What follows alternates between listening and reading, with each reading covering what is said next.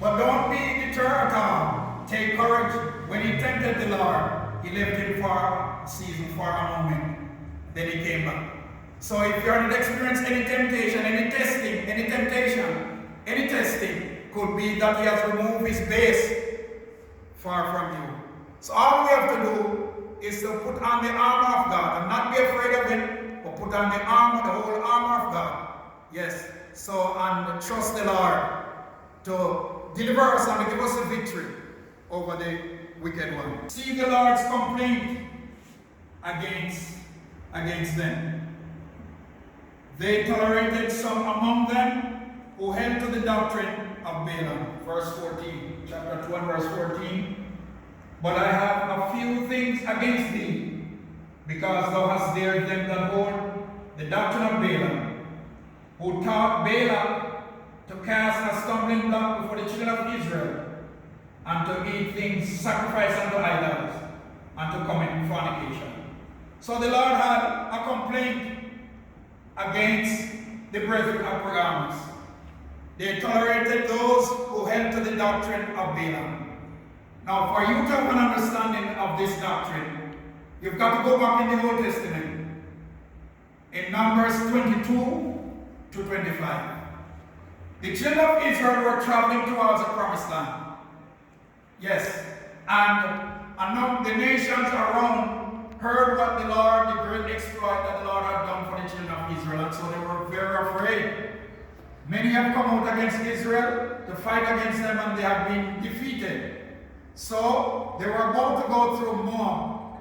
When Balak, the king of Moab, heard that the children of Israel were coming, so he called Balaam a false prophet and hired him to curse the children of Israel. So Balaam went ahead and did that, tried to curse the children of Israel, to destroy the children of Israel. Yes, he did that, but he did not work. And so finally he gave up because he could not curse the children of Israel. So he said in Numbers 23 verse 8 and 9, 23 Numbers 8 and 9. How shall I curse whom God hath not cursed? Or how shall I defy whom the Lord hath not defied? For from the top of the rocks I see him, and from the hills I beheld him. Lo, the people shall dwell alone, and shall not be reckoned among the nations. And then verses 18 to 21. Balaam is still speaking, and he took up his parable and said, Rise up, Balaam, and hear, hearken unto me, thou son of Zippor. God is not a man that he should lie, neither the son of man that he should repent. Hath he said, and shall he not do it? Or hath he spoken, and shall he not make it good?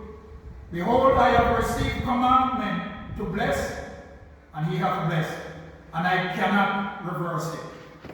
He hath not beheld iniquity in Jacob, neither hath he seen perverseness in Israel. The Lord his God is with him, and the shout of a king is among them. So this was his conclusion. Balak, I can't curse them at all because these people are blessed, whom God blessed.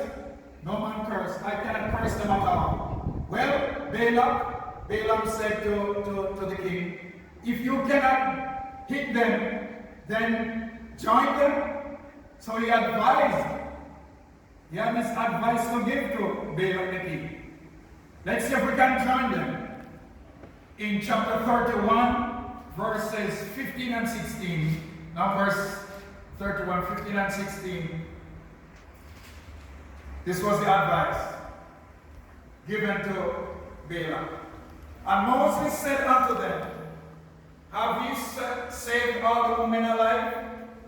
Behold, these caused the children of Israel, through the counsel of Balaam, to commit trespass against the Lord in the matter of Peor. And there was a plague among the congregation of the Lord. So he advised Balaam to cause the Moabites to marry the Israelites, and so to be involved in idolatry. That was his advice. So verse chapter 25 says, and Israel abode him in Shittim. And the people began to come in whoredom with the daughters of Moab. And they called the people unto the sacrifice of their gods. And the people did eat and bow down to their gods. And Israel joined himself unto Baal Peor, and the anger of the Lord was kindled against Israel. And the Lord said unto Moses, take all the heads of the people, and hang them up before the Lord against the sun, that the fierce anger of the Lord may be turned away from Israel. And Moses said unto the judges of Israel, slay everyone his man, that were joined unto Baal Peor. And behold, one of the children of Israel came and brought unto his brethren a Midianitish woman in the sight of Moses and in the sight of the congregation of the children of Israel, who were weeping before the door of the tabernacle of the congregation. And when Phinehas, the son of Eleazar, the son of Aaron the priest, saw it, he rose up from among the congregation and took a javelin in his hand. And he went after the man of Israel into the tent and thrust both of them through, the man of Israel and the woman through her belly. So the plague was stayed from the children of Israel. And those that died in the plague were 24,000.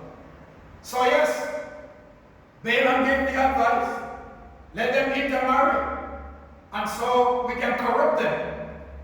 The king followed the advice, and we have just seen what happened in the word of God, that Israel intermarried the Moabites, but the judgment of God fell upon them, and the word of God says that there were about 24,000 who were killed. So Balaam, if you cannot hit them, then join them, then destroy them. So Pergamos was challenged by God that they had there at the church those who held to the doctrine of Balaam. So Balaamism is a preaching that the believers should yoke with unbelievers and be idolaters.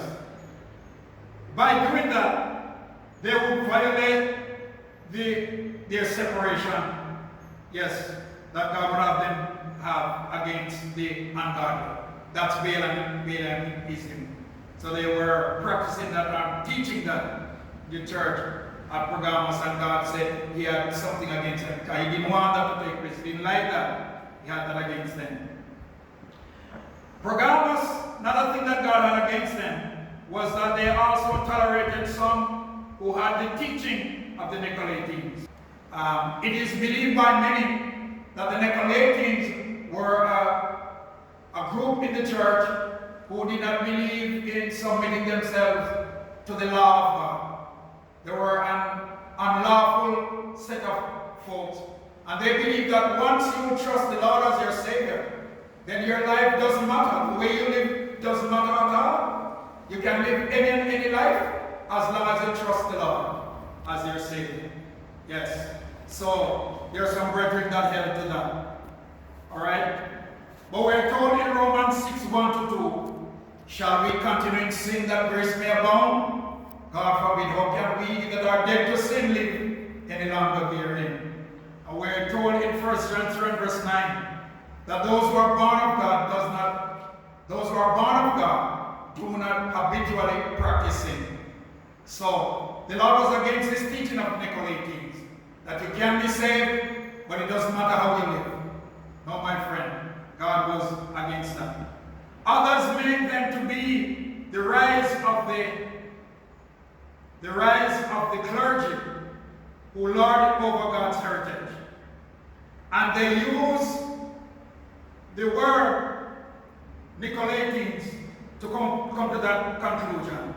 It is said that the word Nicolaitans are combined of two Greek words, Nikao, to conquer, and Laos, meaning people are laity. So whether they are an unlawful group or of a clergy that domineer the people of God, I want you to know that such a practice was hated by God.